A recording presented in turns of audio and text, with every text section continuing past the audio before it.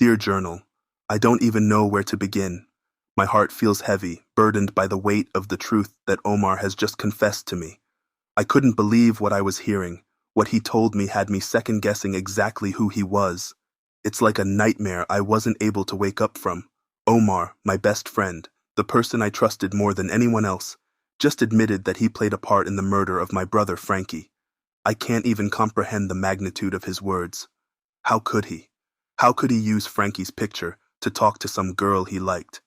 And how could that same girl's jealous ex-boyfriend, fueled by rage and possessiveness, take it upon himself to end my brother Frankie's life? As Omar poured out his confession to me, tears streaming down his face, I felt a mix of emotions swirling within me. Anger, betrayal, and an overwhelming sense of grief. How could I have been so blind? How could I not have seen the guilt etched on Omar's face all these years? Why did it take him 3 years to tell me the truth? As I listened to his words, I also saw the remorse in his eyes. I see the pain he carries, the burden of guilt that has haunted him every single day. And in that moment, I realized that Omar is not the enemy. Every guy I know has played fool behind a pretty face. How could he have known that Frankie's death would be the result of him trying to pursue his high school crush?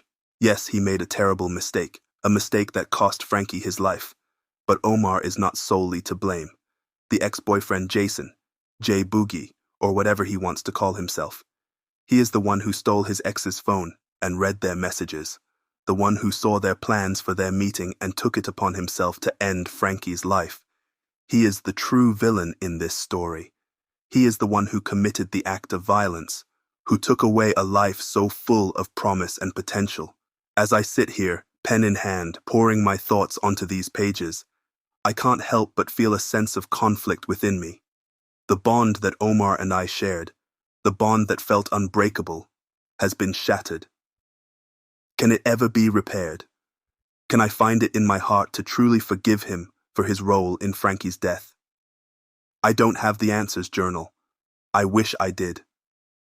All I know is that forgiveness is a journey, a process that takes time and healing. Right now, I'm consumed by anger and grief, unable to see beyond the pain I feel every time I think about my brother no longer being here. But deep down, I know that Omar is not the enemy. He made a terrible mistake, one that he will carry with him for the rest of his life. In the days and weeks to come, I will struggle with my emotions, with the shattered pieces of our friendship. I will seek solace in the memories of Frankie, in the love we shared as brothers, and I will try, with every fiber of my being, to find it in my heart to forgive Omar. The road ahead is uncertain, Journal. The wounds are fresh, the pain still raw. But I refuse to let this tragedy define me, define us.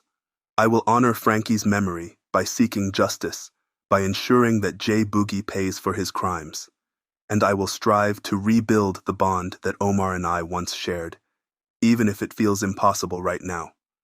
I don't know what the future holds, Journal, but I do know that love and forgiveness have the power to heal even the deepest wounds.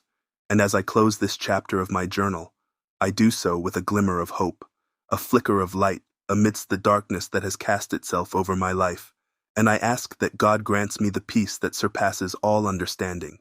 Yours faithfully, Tyree.